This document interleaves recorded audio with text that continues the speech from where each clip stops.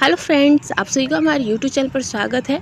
आज से हम स्टार्ट करने वाले हैं आपका वन लाइनर सीरीज़, जो कि आपके बीपीएससी, बीएसएससी जितने भी एग्ज़ाम आपके होते हैं, इनके जो प्रीवियस ईयरली एग्ज़ाम हैं, जो पिछले आपके 32 सालों से जो भी लगभग पूछे गए हैं क्वेश्चंस, लगभग आपके जो क्वेश्चंस होंगे वो 15,000 से ऊपर प्रश्नों का ये संकलन है।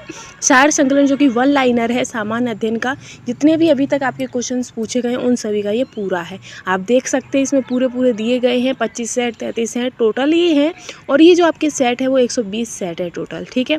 और ये आपका विनय कुमार के द्वारा है, और साथ ही ये जितने भी आपके बिहार के जितने भी एग्जाम हैं उन सभी के लिए बहुत ही ज़्यादा इम्पोर्टेंट है, ठीक है फ्रेंड्स। तो चलिए हम स्टार्ट करेंगे। आज के हम सीरीज़ में आगे बढ़ते हैं, जिसमें हमारा पहला क्वेश्चन रहेगा कि शल्य क्रिया में पट्टियों के रूप में किसका प्रयोग किया जाता है। जो शल्य क्रिया होती है उसमें जो पट्टियाँ होती हैं, तो पट्टियों के रूप में किसका प्रयोग किया जाता है, तो कैल्शियम सल्फेट का, ठीक है।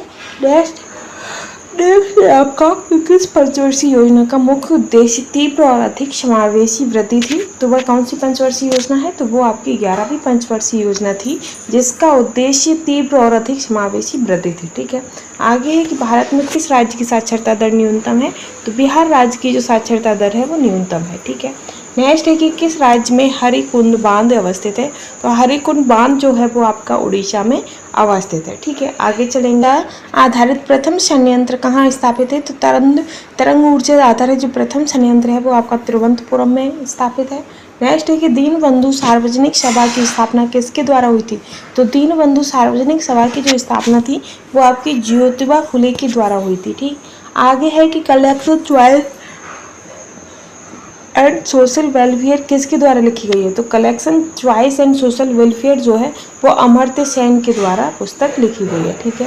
इसी सीरीज में हम आगे चलेंगे, जिसमें पहला कुछ नेक्स्ट रहेगा कि इंडिया विजन 2020 किसने तैयार किया था, तो इंडिया विजन 2020 जो तैयार है वो आपका श्याम प्रसाद गुप्ता ने तैयार किया था, ठीक है। आगे है कि संगम योजना किससे संबंधित है, तो जो संगम योजना है वो आपकी ग्रामीण क्षेत्रों में विकलांगों से संबंधित है, ग्रामीण क्षेत्रों में विकलांगों से संबंधित है।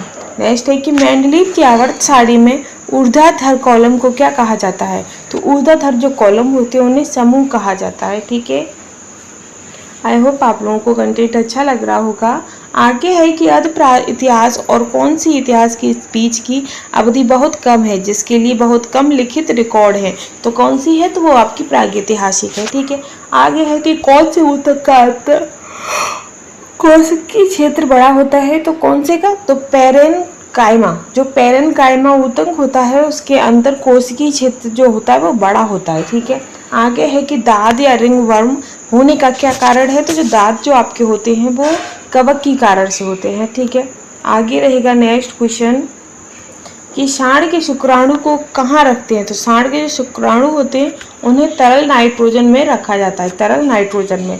आगे है कि पूर्ण सूर्य ग्रहण कब घटित होता है, तो पूर्ण सूर्य ग्रहण आपका अमावस्या के दिन घटित होता है, ठीक है। नेक्स्ट है कि गोल्डन सिटी के रूप में कौन प्रसिद्ध है, तो गोल्डन सिटी के रूप में जैसलमेर प्रसिद्ध है। आगे रहेगा कि किस राज्य में सर्वाधिक पंचायत राज्य की शुरुआत हुई थी, तो किस राज्य में सर्वप्रथम पंचायती राज व्यवस्था की शुरुआत हुई थी, तो वो आपके राजस्थान में सबसे पहले पंचायती राज की शुरुआत हुई थी, ठीक है। आगे हम रहेंगे। नेक्स्ट क्वेश्चन है आपका इसी में कि बैंगनी रंग का तरंग दैर्घ्य होता है, तो बैंगनी रंग का जो तरंग दैर्घ्य होता है वो सबसे कम होता है, ठीक है। नेक्स्ट है कि हमीदा बानो बेगम किसकी माँ थी, तो हमीदा बानो बेगम आपकी सम्राट अकबर की माँ थी, ठीक है।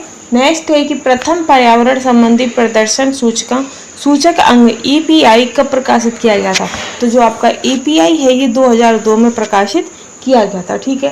नेक्स्ट है कि राष्ट्रीय मानवाधिकार आयोग की स्थापना कब हुई थी, तो राष्ट्रीय मानवाधिकार आयोग की जो स्थापना है वो आपकी 1993 में हुई थी। नेक्स्ट है कि डुगेश्वरी पहाड़ियाँ कहाँ अवस्थित है, तो जो आपकी डुगेश्वरी पहाड़ियाँ हैं वो बिहार में स्थित है, कहाँ है, बिहार में, ठीक है। आगे है कि राष्ट्रीय खिलाफत स्वराज पार्टी की स्थापना कब हुई थी, तो राष्ट्रीय खिलाफत स्वराज पार्टी की जो स्थापना है वो आपकी 1923 को हुई थी, ठीक है। नेक्स्ट है कि मूली किस जड़ का उदाहरण है, तो जो मूली है वो तुर्क रूपी मूसला जड़ है, कैसी है, तुर्क रूपी मूसला जड़ है।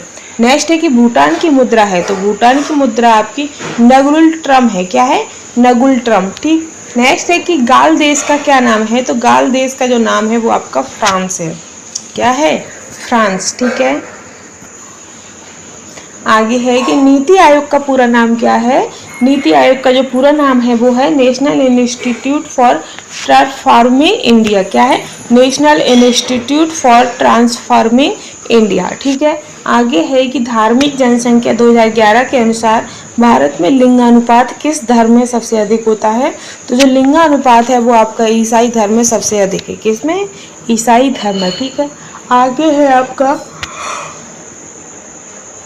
कि भारतीय स्वतंत्रता आंदोलन के दौरान मुस्लिम लीग के द्वारा मुक्ति दिवस कब मनाया जाता है, तो जो मुक्ति दिवस है वो आपका 22 दिसंबर 1939 को मनाया जाता है। 22 दिसंबर 1939। आगे है कि विद्युत इस्त्री में क्या होता है, तो जो विद्युत इस्त्री या प्रेस होती है उसमें आपका माइक्रोम का तार होता है। किसका? माइक्रोम का तार होता है। ठीक है। आगे है कि पृथ्वी से सूर्य की अधिकतम दूरी क्या है, तो पृथ्वी से जो सूर्य की अधिकतम दूरी है वो आपकी 152.2 मिलियन किलोमीटर। कितनी है? 152.2 मिलियन किलोमीटर। आगे है कि डिम्बी लोवर हाइड्रो इलेक्ट्रिक प्रोजेक्ट कहाँ अवस्थित है, तो डिम्बी लोवर हाइड्रो इलेक्ट्रिक प्रोजेक्ट जो है वो आपके अरुणाचल प्रदेश में अवस्थित है। आगे चलेंगे हम कि ब्रिटिश भारत में बिहार राज्य के प्रथम प्रधानमंत्री कौन थे, तो ब्रिटिश भारत के बिहार राज्य में के प्रथम प्रधानमंत्री आपके मोहम्मद यूनुस थे। ठीक। आगे है कि खारिया जनजाति मुख्यतः कहाँ निवास करती है, तो जो खारिया जनजाति है वो मुख्यतः झारखंड में निवास करती है। नेक्स्ट है कि भारतीय संविधान की 11वीं अनुसूची के अंतर्गत 5 पंचायत के 29 कार्यों का संबंध किस अनुच्छेद से है, तो पंचायत के 29 कार्यों का जो संबंध है वो आपका अनुच्छेद 243 जी में है। ठीक है।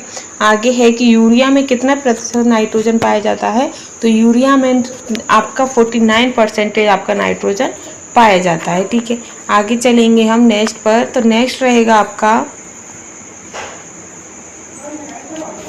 कि ट्रांसफॉर्म का उपयोग किस रूप में किया जाता है, तो ट्रांसफॉर्म का जो उपयोग होता है वो प्रत्यावर्ती धारा के रूप में किया जाता है। ठीक है।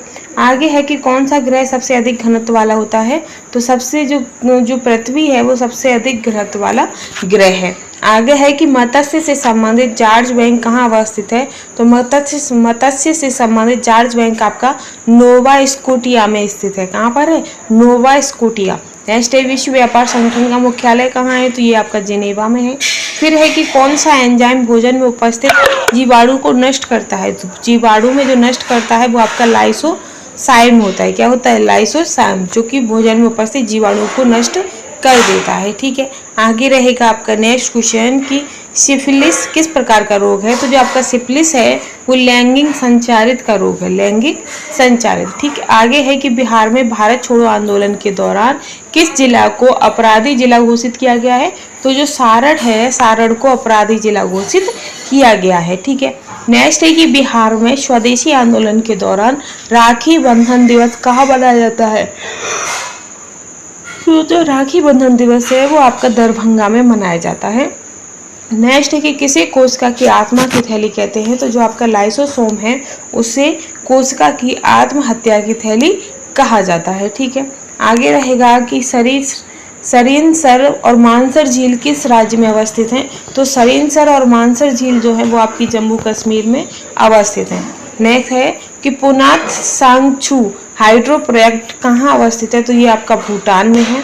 नेक्स्ट है कि गुरुत्वाकर्षण का मान कितना है, तो गुरुत्वाकर्षण का जो मान है वो आपका 9.8 mc2 है। नेक्स्ट है कि बायोगैस का मुख्य अवयव क्या होता है, तो मीथेन बायोगैस का मुख्य अवयव होता है। ठीक है। आगे चलते हैं हम नेक्स्ट क्वेश्चन पर। नेक्स्ट है आपका कि धन विधेयक की परिभाषा का प्रावधान संविधान के किस अनुच्छेद में किया जाता है, तो अनुच्छेद 110 में किया जाता है। ठीक है।